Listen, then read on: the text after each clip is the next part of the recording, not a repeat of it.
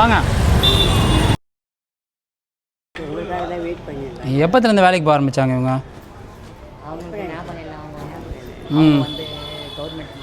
நான் போகிறேன், நான் ஒரு 2 வருஷமாக போகிறேன், நடுவில் போகல. சரி. நடுவில் இப்போது ஏதோ கூப்பிட்டாங்க, பேக்கிங் இருக்குமா வந்து செய்யுமான்னு சொல்லுவாங்க. சரி, 250 ரூபா 300 ரூபா வாங்க.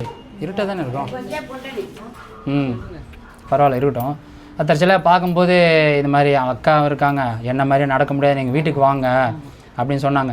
என் கையில் அந்த டைமில் சுத்தமாக என் கையில் காசு இல்லை. அப்படி இருந்தும் கூட சரி என் கையில் இருந்துச்சு. ஒரு 200 ரூபா கொடுத்தேன். சரிங்களா, ஒரு புடவை கொடுத்தேன். அக்காவுக்கும் ஒரு புடவை வேணும்.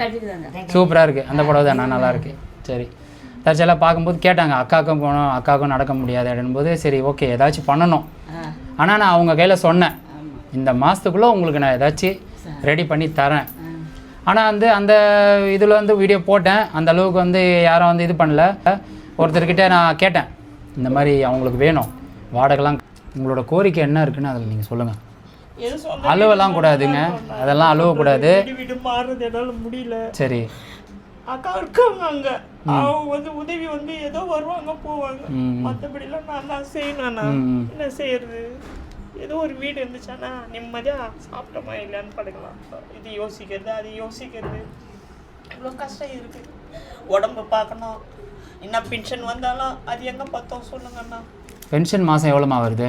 எனக்கு 2000 ரூபாய் வருது. அழுவக்கூடாது, நான் செய்கிறேன் இல்லைம்மா, நீங்கள் அழுவாதீங்க.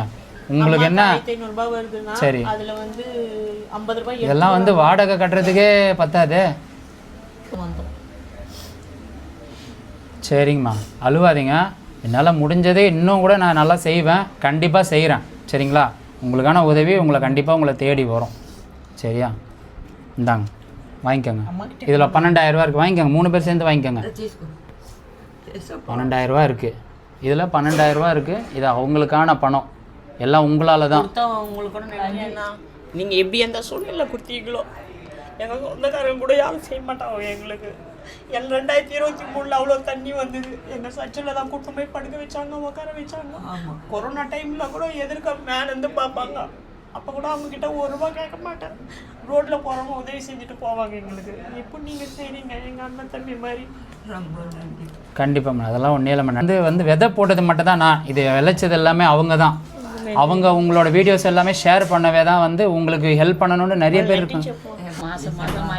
கண்டிப்பாக உங்களுக்கு மளிகை சாமான் நான் வாங்கி தரேன், அரிசி நான் வாங்கி தரேன். சரி, அதனால் என் கையில் என்ன இருக்கோ அதை கொண்டு வந்து இப்போ நான் உங்களுக்கு கொடுத்துருக்கேன். இன்னும் வரும், அதையும் கொண்டு வந்து நான் உங்களுக்கு தரேன். வருத்தப்படாதீங்க, கண்டிப்பாக உங்களுக்கு உதவி செய்கிறேன். சரிங்களா, நான் போய்ட்டு வரட்டுமா? நான் வரேன். ரொம்ப நன்றி.